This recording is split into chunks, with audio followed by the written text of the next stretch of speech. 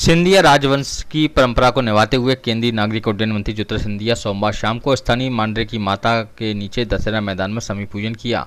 यहां वे अपने पारंपरिक परिधान में बेटे महाअरविंद सिंधिया के साथ पहुंचे थे।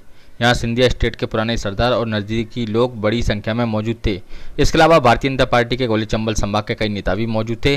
करीब 300 सालों से सिंधिया परिवार के मुखिया समी के पेड़ को अपनी तलवार से छूते हैं।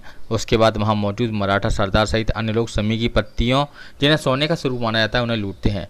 कहा जाता है कि महाभारत काल में जब पांडव अज्ञातवास में थे, तब वह अपने अस्त्र और शस्त्र को समी के पेड़ में छुपा कर गए थे। समी पूजन के बाद केंद्रीय मंत्री सिंधिया ने वहां मौजूद लोगों को शुभकामनाएं दी और उन्हें नवमी एवं दशहरे की शुभकामनाएं दी। उन्होंने कहा कि दशहरे का पर्व बुराई पर अच्छाई और सत्य पर सत्य की जीत का पर्व है। उन्होंने इस मौके पर देश प्रदेश की सुख शांति और समृद्धि की कामना की। परंपरा के अनुसार सिंधिया परिवार के मुखिया सोने की इन पत्तियों को अपने देवघर यानी गोरखी मंदिर भगवान को अर्पित करते हैं। इसके बाद भी सिंधिया राजवंश की छतरियों में जाकर अपने पूर्वजों को यह पत्तियां चढ़ाते हैं।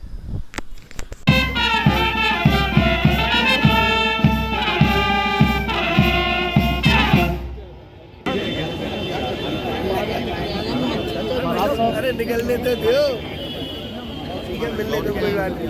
हाँ सुरेश, बड़ी मुश्किल से तो मौका मिला है मिलने का।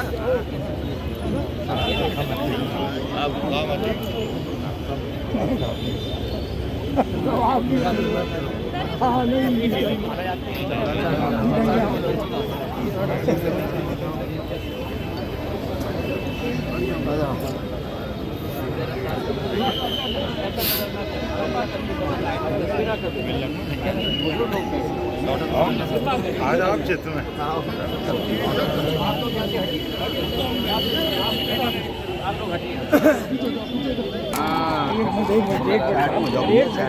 नारायण सिंह जी महाराज इधर भी है, महाराज इस तरफ सुधीर गुप्ता जी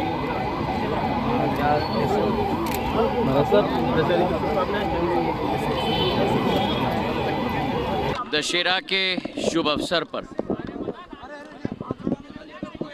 ग्वालियर के वासियों को, मध्य प्रदेश के वासियों को दिल के गहराइयों से बहुत बहुत शुभकामनाएं। दशहरा हम सब के लिए वो महत्वपूर्ण दिवस है जो इस बात का प्रमाण है कि बुराई के ऊपर सच्चाई की जीत होती है और असत्य के ऊपर सत्य की जीत होती है। इसी पर्व के हर एक अनूठे क्षण को हम अपने जीवन में अपनाएं, उच्च मूल्य और सिद्धांतों के आधार पर अपना जीवन का ज्ञापन करें। यही सीख भगवान राम से हमें मिलती है। इस अवसर पर सभी को बहुत बहुत शुभकामनाएं और प्रदेश की जनता, क्षेत्र की जनता की ज़िंदगी में खुशहाली भगवान के आशीर्वाद से सदैव रहे, यही कामना आज के दिवस पर हम करते हैं। समी पूजा विजय का कितना बड़ा प्रतीक मानते हैं?